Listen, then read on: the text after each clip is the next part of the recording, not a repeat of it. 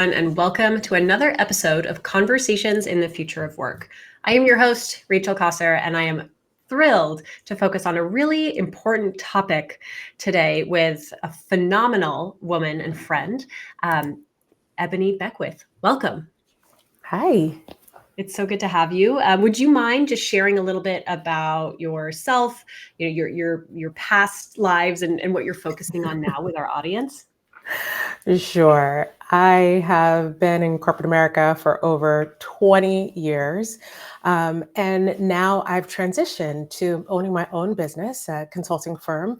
And really, what I do is I speak about the part of success that no one hands you the playbook for: how to navigate change, how to lead with intention, and how to thrive inside of complex systems. And really, what I feel my work helps people do is it really helps them see around corners to help them see what's really going on beneath the surface of leadership, culture, and career growth so they can stop hoping and really start moving with clarity. And I feel it's the work that I was born to do. That's amazing. Awesome. There's so much in that I'm excited to expand on. So I think why don't we start just pretty high level, because you have some powerful stories from your own journey in terms of seeking mentorship and advice and seeing it really turn into ROI and impact, real impact. So what are some of the ways that you have seen and experienced mentorship and advisory services really work? Yeah, so I think mentorship, first of all, isn't just about advice. It's about, for the mentor, it's about pattern recognition. And a great mentor helps you see what's coming around the corner before you actually hit it. That's very important. But to make that relationship meaningful, the mentee has to show up with some clarity. So, some questions I find really helpful for my mentees are like, what are you working towards? What are you struggling with? What kind of support would actually help you move that needle? And if we're talking about advisory services, especially for founders or new executives, impact starts with trust and access. You don't just want somebody who's smart on paper. You want someone who understands your context and someone who can help you really zoom out. Someone who's not just solving today's issue, but who's helping build the capacity to solve tomorrow's issue for you. I should also point out, Rachel, going back to this mentor-mentee relationship, that I don't expect my mentees to give anything back to me, which is not to say that I'm not learning or taking anything away from my time with them, because I totally am. But I want them to know that the time that I give them is about them. And the real gift is watching them grow and knowing that one day they'll turn around and lift someone else up. Yeah. So it's so interesting. I have like a spin-off question from this based on my own experience with mentors and also as a mentor. But I love that you mentioned that there's both like a responsibility on the side of the mentor, but also on the mentee. The mentee needs to kind of show up with concrete things they're trying to solve for. Mhm. But at the same time, you don't know what you don't know. And sometimes you like are looking to a mentor to kind of almost help you formalize like what it is you're trying to work on. I don't know if that makes sense. No, that's right. That's But right. yeah, like that's something that I've struggled with mentors in the past. Sometimes like you show up as a mentee and then the mentor's like, so like, how can I help you? And you're like, oh my God, I don't even know where to start. You know? Those are sometimes the best. And I mean, I've been mentored. I mentor others, and I know when I've been in that proverbial kind of hot seat, it feels super uncomfortable because I'm a mess, and I feel like I'm a mess, and I don't know where I'm going and what I Yeah. should be asking. But really good mentors can help tease that out, right? Yeah. And they can ask those questions because, again, they're helping you see around those corners. They've been there, they've done that. They've been in that same seat that we're in right now. And so they can help draw out like, where are you going? What do you Right. want to do? How you can use them best. So I think one of the best ways to, approach it if you're feeling like that is to maybe find someone who you can be a mess with, to be vulnerable with, maybe is a different way to say it. Someone where you don't feel like you have to posture and come with all the answers. No, and just let kind of let your hair down and be real and know that they're there to help you, not for you to be perfect. Right. Absolutely. And do you remember like the moment where you realized that you could also mentor someone else? Like, I sometimes I find that people can get stuck in like this, like, oh, I need a mentor. I need like I need to help. I need help. And then you almost forget that, or you don't realize that you actually now at some point have a wealth of knowledge that someone else could benefit from, and you kind of like can shift into yourself being a mentor. Do you remember like that moment for you? I don't remember that moment. I have been mentoring and helping others for a really long time. One of my first volunteer job was a kind of like a mentor position Yeah. for a girls organization, and I was a journal session leader slash mentor. Yeah. Yeah. And and it's nice when people want to seek your advice, right? And as Yeah. I moved into the professional world, it became like a thing. Mentoring was a thing, and I loved it. And Mhm. anybody who knows me from my Salesforce days knows that I dubbed myself the unofficial CMO and not Chief Marketing Officer, but that's the Chief Mentoring Officer. And I honestly Mhm. think that more companies should have like programs like that or Yeah. positions like that, unofficially maybe, but people who are really invested in helping and seeing others grow. Because when you have that at companies, you can scale, right? It's not a soft and squishy thing. It's how you scale and grow impact, knowledge, community, and so many things that organizations are looking for. Right. Absolutely. And that kind of brings us to this next question, kind of moving into the work that you're doing now with Framework in your consulting firm. Like, what's that transition been like, going from like corporate America to running your own consulting firm? Well, it's been both liberating and clarifying. When you're leading inside of a large global organization, it teaches you how to operate at scale, how to lead through complexity, manage high stakes dynamics, drive alignment across fast moving teams, Mhm. and competing priorities. Like the list goes on and on and on. You learn so much on someone else's dime. And that experience sharpened my instincts and really stretched me as a leader in ways that I am just deeply grateful for. But when you're running your own shop, there is just nowhere to hide. Every decision comes back to you. You are not just setting the strategy, you are the strategy. And for me, the hardest part isn't the business mechanics, because I love that. It's the part that comes very naturally to Yeah. me. Business strategy, operations, that is my love language, Yeah. at least my work love language. Yes. It's for me, it's managing my energy and my focus. I Yeah. mean, I've had to be so much more intentional about how I spend my time, who I partner with, how I create more clarity for others when Mhm. I'm still charting the path, right? Right. And honestly, Rachel, sometimes I cannot sleep at night, not because I'm stressed, but because I am so excited and I just cannot shut my mind off. Mhm. I'll have an idea for a keynote, a product I want to test, or a new way to serve a client. And Mhm. that kind of creative freedom is super energizing for someone like me. Yeah, that's awesome. So did you find that in like the first period after leaving your like 9 to 5, that you like all of a sudden just like had no structure, that you had to like almost create that?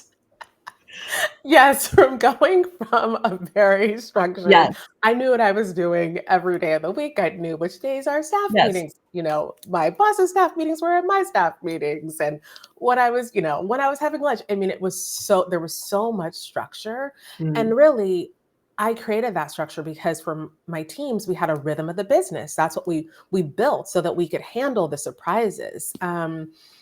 So from going from all that structure to working from home and building my own company, I had to purposely build structure back in after a while. I mean, I loved being, Yeah. unstructured. And then I was like, okay, wait, isn't working for me.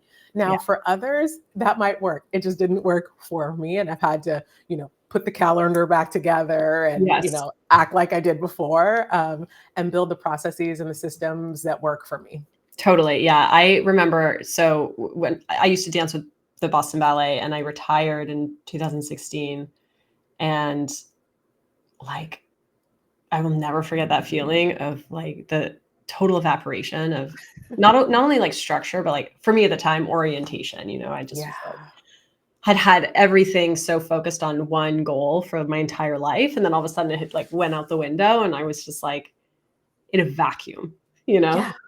having to like, It's like a roller coaster ride, yes, right? At yes, first it was like, woo, it's like yes, fun and exciting. And then it was yes, like, oh my gosh, I'm scared. I'm terrified. yes, totally. Yeah. And like the realization too, that like, if you're going to strike out on your own, it's up to you. Like you have to Right. define so much more than what you had to define That's when right. you were under like an umbrella That's right. of an organization, even though like it's all very different, but like that one thing I think people don't talk about as much, the like disappearance of structure almost, that you have to, if you're, like you said, if you're someone who does need structure to kind of feel grounded, you have to kind of like build that from the ground up once you strike out on your own. That's right. Yeah. So this is a little bit of a convoluted question, but I think we can get there. There are a number of things that you talk about, right? And when it comes to workplace culture and understanding workplace culture, like how do you like define the successes of that or work towards specific successes? And then where does operational excellence come in to either support that or, help define some of that? Like, can you talk about those three elements and how they all Okay. work together? Sure. I'm going to take a step back and go back to what I said in my opening.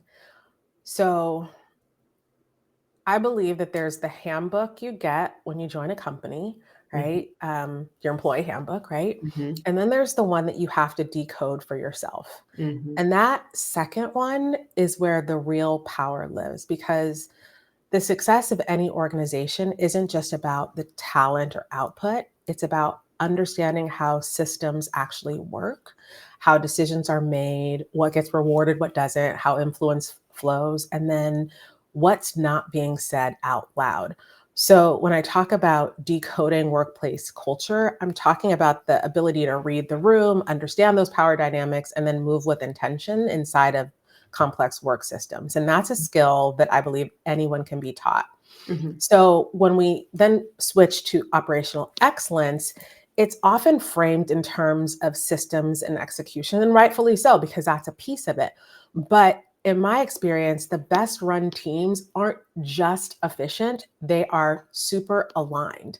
And that alignment only happens when people understand the culture they're operating in and how to navigate it. So those couple of things go together for me. And then we talk about seeing around corners. I've said it a lot today. Seeing around corners is about anticipating what's coming before it hits your desk, right? yeah, So, whether you're a founder or an executive or leading a team, your job is to spot patterns, connect dots, make decisions before things break in a yeah, bad way. mhm, And that ability to decode and anticipate is the foundation of every strong leader I've ever worked with. right, right. And do you think, like, how much of the work that you have done previously in your work within corporations was kind of spent, like, do you think it's possible to have that unwritten playbook be written, or is it mostly like a series of questions? Like, how can people think about that? I think it's both. I'll go back to my Salesforce days. Mark Benioff is an amazing example of a leader who, when I talked about that ability to, spot patterns, to be hyper aligned, he had a system for it. At Salesforce, it was called the V2 Mom: Mm, vision, values, methods, obstacles, and metrics. The mhm, entire company was aligned around it. mhm, So I think, there are things that you can do as an organization, as a CEO, as a leadership team, to get folks on the same page and to start building a great culture. I also think back, and I shared this story recently, what at a place I spoke. And I remember my Salesforce onboarding, which is now going on, 15, 16 years ago. And there were 117 of us in this room, mhm, huge conference room. And we were from all over the world. And we weren't just being taught the systems, use, Zoom for meetings and Workday to enter your time. We were taught culture. Mm. And leaders from all over the organization came in and were like, greeted us. We're so happy to meet you. They spent time with us. We volunteered at the end. We went out for dinner. And so I think that and I never forget, like 117 people in that class. We were from all over the world. We Yeah. had an Wow. amazing instructor. I can still recall his name. I can still recall some of the leaders who came in and spoke to us. We had, it was top notch. Yeah. And so when I think about, my onboarding experience, which led into, my first day, it was like my first week at Salesforce, Yeah. right? It stuck with me all these many years later. And I feel like that is building the foundation of what I'm talking about. So I Right. do think that it can be maybe not written down per se, but it can be transmitted Mm. and coded, codified in a way that is scalable. Right. Yeah, that's a really interesting thing, I think, for our audience to consider, depending on the size also of the company in question, right? Like what's appropriate. And also, I think some things probably must start to, because there's always a time when you're small and the culture is actually just the relationship between the few people who work together, Yeah, right? And then once that does expand, you have to ask the questions of, like how do we want to package this and almost like bottle it up and then teach it, right? If it is right. something that's really working and that's really indicative of the That's way right. we work, right? If it's something that's working for you or something you want or something you want to keep or something you want to do in the future, I definitely think founders, CEOs, leadership teams need to think about that and think about how do you preserve that? Yeah. Even if it's a small team, Right. 1 to 5, 15 to 20, if it's that you take everybody out to dinner, on their first day or take them a coffee or you do something within their first week or you have them read a certain book or I had Mhm. homework for Salesforce. I mean, I was like, no girlfriends, I cannot go, to wherever we're going to go this weekend. I need to do my homework. I need to show up prepared. I Yeah. was so excited. I got, I can remember all the stuff I got and my welcome package. I Yeah. was so pleased to start. And I feel like that's just the feeling you want think about the Yeah. feeling and the experience you want your employees to have. Mhm. That is Mhm. half the battle of the unwritten rules. And then you have someone tell people, even if it's like a, 1 to 20 size person company, here's how we do things. Here's how Mhm. decisions are made officially and unofficially. There's the Totally. meeting and then there's the Slack thread, Right. so just opening up that like those layers of visibility to people, I think is really helpful. Yeah. Yeah, it's very inspiring. We're in like our early growth stage now at Virtual Sapiens, and so I'm like nerding out over all these things, like putting meetings on the calendar. Like, it's really funny. And it also, you have to think about like as companies are also still, trying to understand their balance between remote, in person, what does that look like? And then how do you support that from this perspective as well? Mhm. Right. So it's all like to me that this is kind of the fun part of running a company is getting to think Mhm. about the human aspect and how humans relate and all that within the work that we do on a daily basis. That's right. So the last question I think is really interesting because,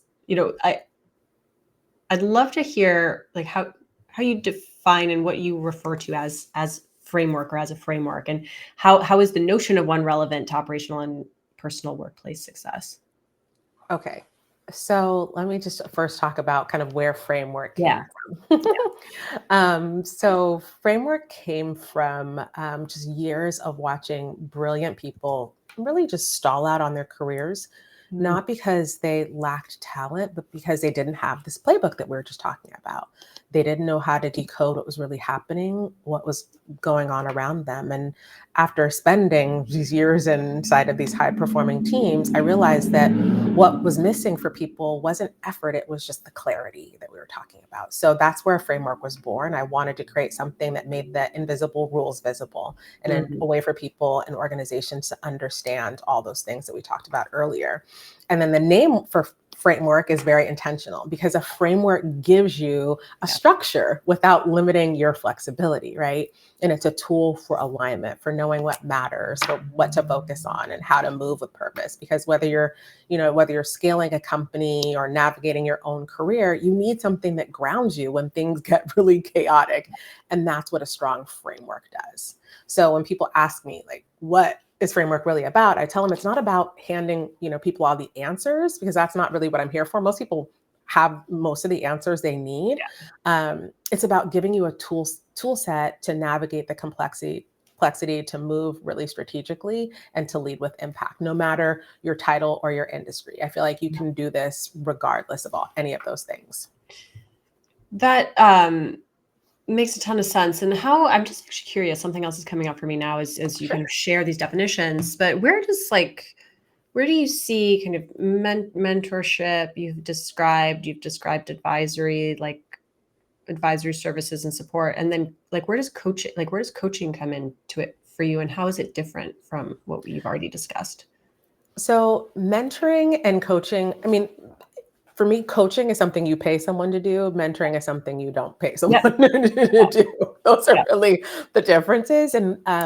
And so in coaching, you probably have a formal structured agreement and you have, really set objectives. Now, for me, if you're being mentored by me, you always get homework. You're gonna have things to answer to.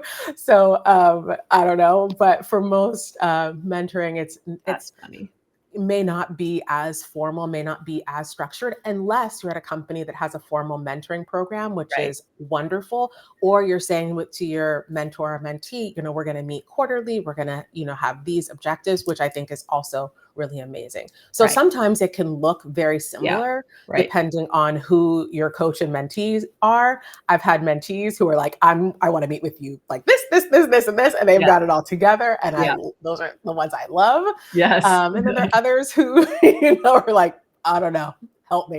Yes, totally. Right. I love those too. Yes, totally. Yeah. That's so funny. No, I just asked because, I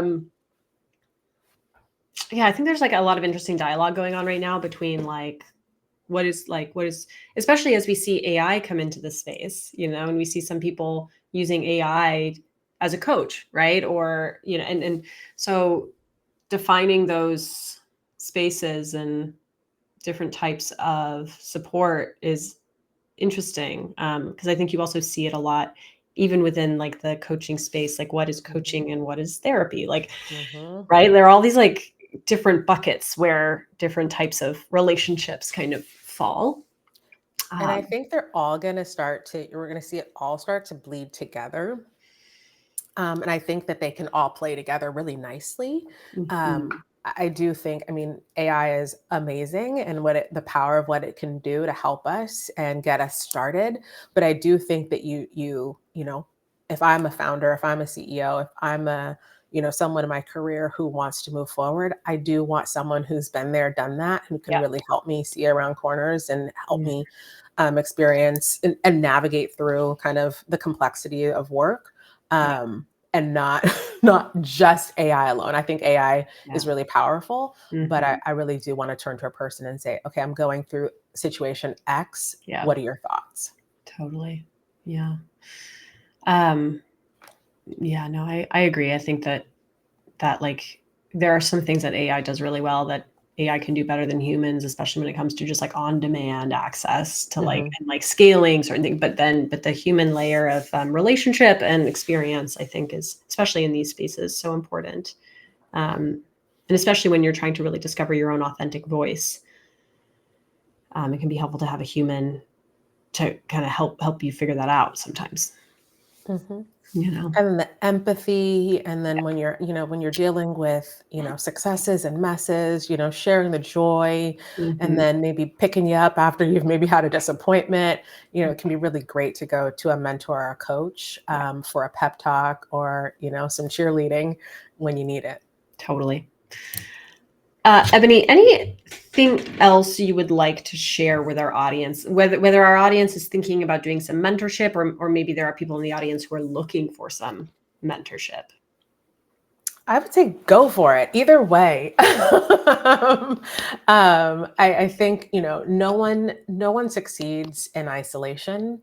Everyone needs help, and Yep. everyone has something they can offer. So regardless of where you are in your career, you have the time and energy to give back more than we probably think you do, even if it's to check on someone, to say someone's name inside of a meeting, to advocate for someone who may not be in the room that you're in. Pick a person and decide you're going to speak their name in a room, or pick a person and reach out and ask them how they're doing. And I think that'll go a long way. If everybody just did that once a quarter, we'd be so much further along. Yeah, absolutely. Awesome. Thank you so much, Ebony, for taking your time and sharing all this with us. It's been really interesting. What's the best way if people want to follow more of your work? What's the best way for them to do so? They can check out my website, leadershipframework.com. Awesome. Great. Well, thank you so much. And of course, as always, thanks to our audience for tuning in. We'll see you next time.